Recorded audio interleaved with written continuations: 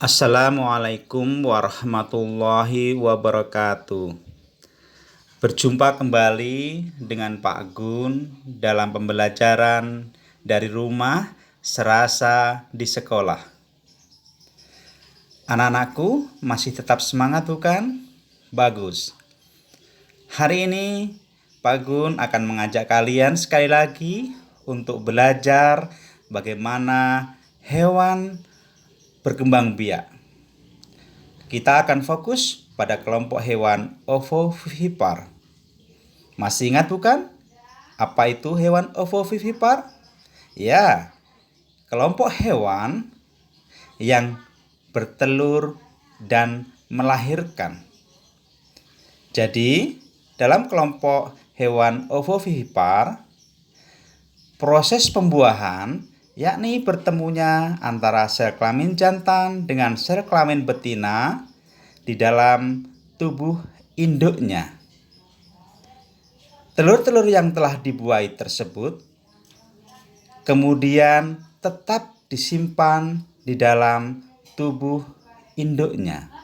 Baru kemudian setelah menetas, telur-telur tersebut oleh induknya dikeluarkan dari dalam tubuhnya yang kita kenal dengan istilah melahirkan.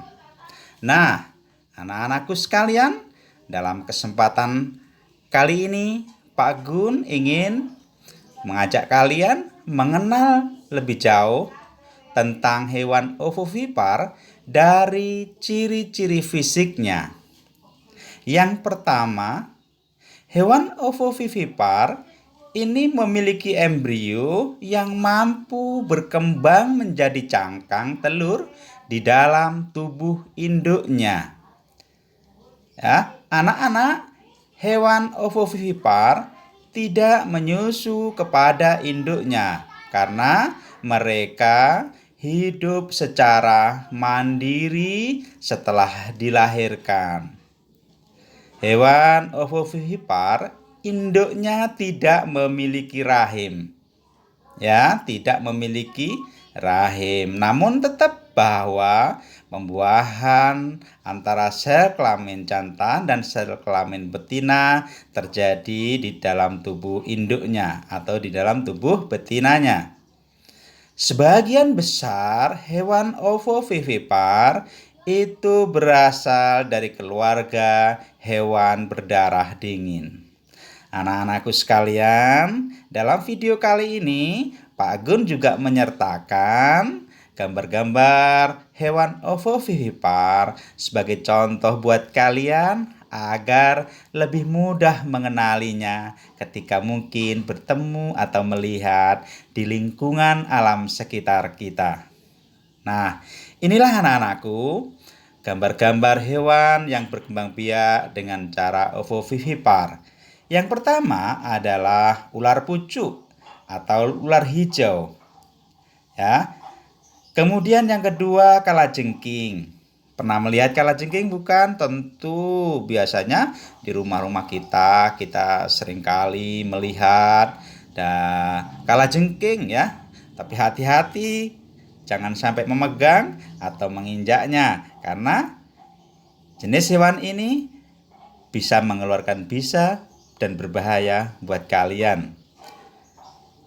Nah, ini ada kadal juga ini. Nah, di sekitar kita, di sawah, di pinggir sungai, bahkan di pelataran rumah kita seringkali banyak sekali kita melihat kadal. Begitu, bukan?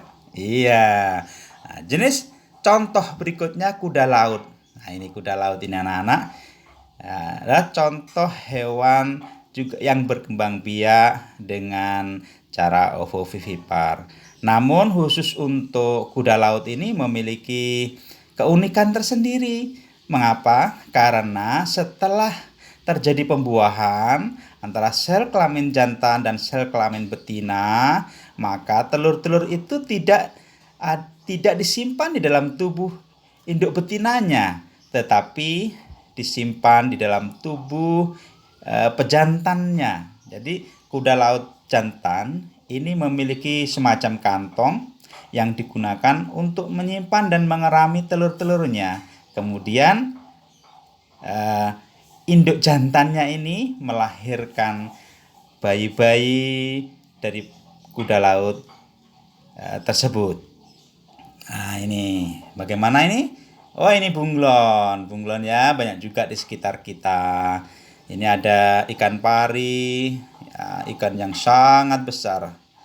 Dan kita seringkali melihatnya di acara-acara televisi ya, atau bahkan kalau kalian ke TPI, tempat pelelangan ikan, banyak juga nelayan yang mendapatkan tangkapan ikan pari. Nah, anak-anakku sekalian, demikian tadi penjelasan singkat sekilas tapi padat dari pembelajaran hari ini.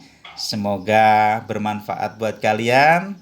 Tetap semangat belajar di rumah. Sukses, sukses, dan sukses buat kita semuanya. Sampai berjumpa kembali di lain waktu dan di lain pembelajaran. Assalamualaikum warahmatullahi wabarakatuh.